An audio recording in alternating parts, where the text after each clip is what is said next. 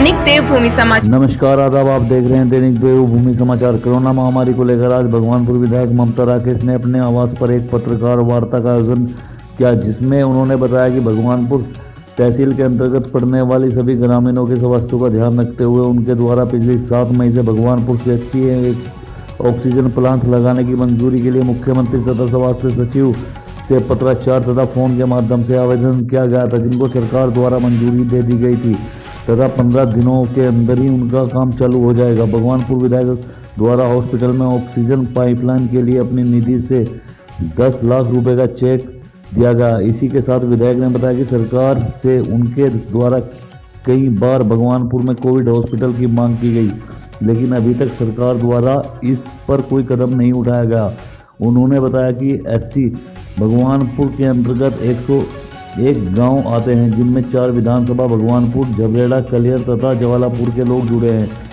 इतने बड़ी आबादी में कम से कम एक कोविड हॉस्पिटल होना बहुत जरूरी है, चाहे वो 50 बेड का ही क्यों ना हो। इस दौरान उन्होंने सरकार पर सौतेला व्यवहार का आरोप भी लगाया। उन्होंने कहा कि प्रदेश सरकार नहीं बल्कि हाई कोर्ट तथा सुप्रीम कोर्ट चला रहे हैं। किसानों की हालत बद से बदतर हो रही। इतनी बड़ी महामारी में जहां देश किसानों लोगों खाने के लिए अनाज देने का काम कर रही है, वहीं आज किसान सबसे ज्यादा परेशान है। देखें दैनिक देवभूमि समाचार की एक खास रिपोर्ट। हमारे गेहूं खरीद केंद्र है, वहाँ लंबी लाइनें लगी हुई हैं। कल भी तहसीलदार गए, मैं इकबालपुर समिति में अभी पिछले हफ्ते गई थी। वहाँ किसानों का बुरा हाल है। क्या हमारा किसान हमेशा बदहाल ही रहेगा? चाहे उन्हें अगर गेहूँ बेचना, उसके लिए उन्हें धक्के खाने पड़ेंगे, उसके लिए उन्हें अपनी लंबी कतारों में खड़ा रहना पड़ेगा। ये हालात हैं इस तरह। अब सरकार तो हमारे अपने मन से क्या सहयोग है, वहाँ से क्या सहयोग वो बताए, हम काम को प्रमाण दें। बस उसको है कि झूठ बोलना और झूठ बोल कर बरगलाना, भ्रमित करना जनता को, वो सब इनका काम है। वो ये दिया जाना चाहिए ताकि उसके परिजन आराम से अपनी जीवन व्यतीत कर सके, कुछ आर्थिक मदद हो। लेकिन अब तक सरकार ने ऐसी कोई व्यवस्था नहीं की है। और हमारी ये भी मांग है सरकार से कि यदि कोरोना से किसी की डेथ होती है तो उसका 10 लाख रुपए का बीमा कराया जाना चाहिए। अब उनका किस आधार पर वो कह रहे मुझे नहीं पता, लेकिन हम प्रयासरत हैं काफ़ी टाइम से। हम आपको प्रमाण इसका दे रहे हैं। कब हमने पत्राचार मुख्यमंत्री जी से बात की और कब हमारे पास उद्यम कर्मियों से बात हुई, तो इसका पूरा हमारे उनके गाइडलाइन भी है। विधायक निधि से तो आदेश किए हुए हैं कि विधायक निधि से जारी होना है सहगल, लेकिन अब वो ओवर एज हो गए बेचारे। 2 साल डेपुटेशन उनका मैंने बढ़वाया, लेकिन इस समय वहाँ कोई नहीं है। बहुत बद से बदतर स्थिति स्वास्थ्य सेवाओं की है। कोविड के समय भी इस समय देखो लगभग 1.5 साल का समय हो गया, लेकिन आज तक सरकार कोई सुधार नहीं कर पाई। 3 हफ्ते में शुरू हो गया। और जो भी आवश्यक सामग्री है CSC को वो उपलब्ध कराई जाएगी।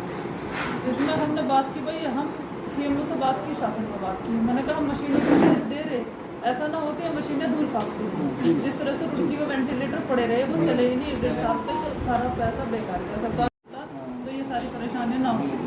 तो हम तो चाह रहे कि अगर CSC है, अगले साल इसका सिविल हॉस्पिटल बनाने के लिए मैं यहाँ का प्रस्ताव लेता हूँ, क्योंकि अभी तो सारी स्वास्थ्य सेवाएं चरमा रही हुई है। मैं तो बता रही थी कि मैं अभी भगवानपुर सिगरोडा PSC पर जा रही थी, वहाँ सेंटर बनाएगा। निश्चित रूप से सौतेला व्यवहार है। और भगवानपुर की क्या बात करें, पूरे प्रदेश की अगर बात करें और देश के बात करें, तो देश को और प्रदेश को तो सुप्रीम कोर्ट और हाई कोर्ट चला रहे हैं। लगातार सरकारों को फटकार लगा रहे हैं, लेकिन सरकार के कानों पर जो नहीं रह रही है, जैसे कानों में तेल डाल करके बैठी हुई। किसानों की बदहाली की बात सुन लीजिए।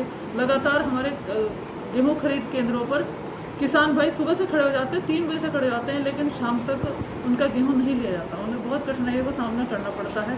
अभी भी कल अंतिम दिन था, 27 तारीख गेहूं लेने की थी। अभी भी कल भी हमारे सैकड़ों भाई रह गए जिनके गेहूं नहीं तोले जा सके, गेहूं नहीं लिए जा सके। तो हम मांग करते हैं कि ये तिथि आगे बढ़ाई जानी चाहिए गेहूँ लेने की।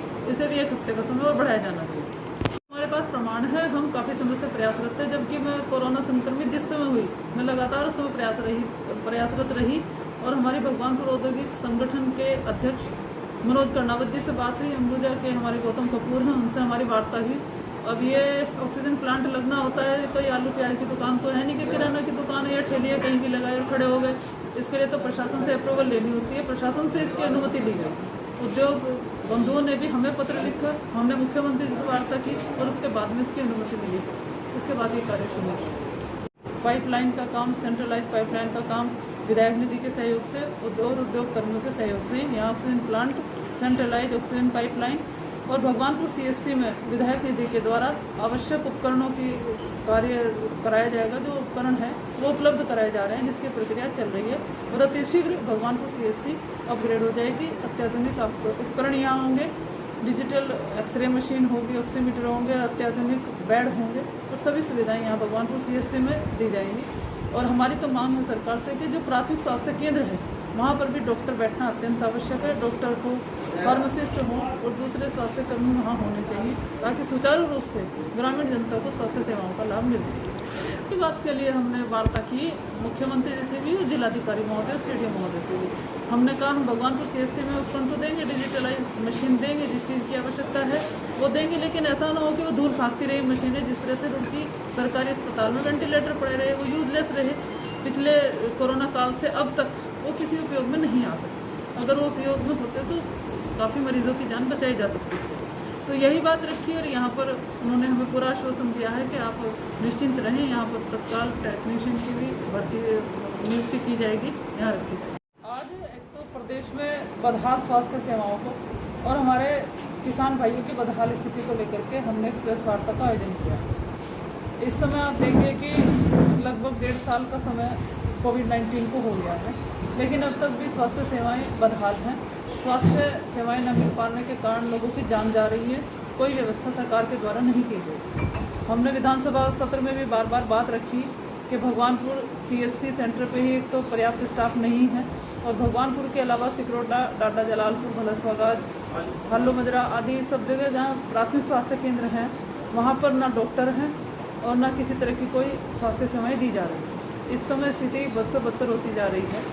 अब भी कोरोना की दूसरी लहर में हमने मुख्यमंत्री जी को पत्र लिख करके अवगत कराया कि भगवानपुर ब्लॉक सबसे बड़ा ब्लॉक है हरिद्वार में। यहाँ आसपास की 3 विधानसभाएं और इस ब्लॉक को छूती हैं, लेकिन पूरे ग्रामीण क्षेत्र में कहीं पर भी कोविड सेंटर नहीं बनाया गया है। करौंदी आरोग्यम अस्पताल में और रुड़की में दूसरे सेंटर बनाए गए हैं, विनय विशाल में, और दूसरे जगह कोविड सेंटर बनाए गए हैं। तो यहाँ बड़ा ब्लॉक है, ग्रामीण जनता को समस्या का सामना करना पड़ा, जिसके लिए ऑक्सीजन सिलेंडर की भी मारामारी रही, लेकिन सरकार के कानों पर जू नहीं रही। इस समय भी अगर हमने स्वास्थ्य सेवाओं की बात की तो ऑक्सीजन प्लांट के लिए हमने उद्योग कर्मियों से मिलकर के वार्ता की और उसके लिए मुख्यमंत्री को चिट्ठी लिखी।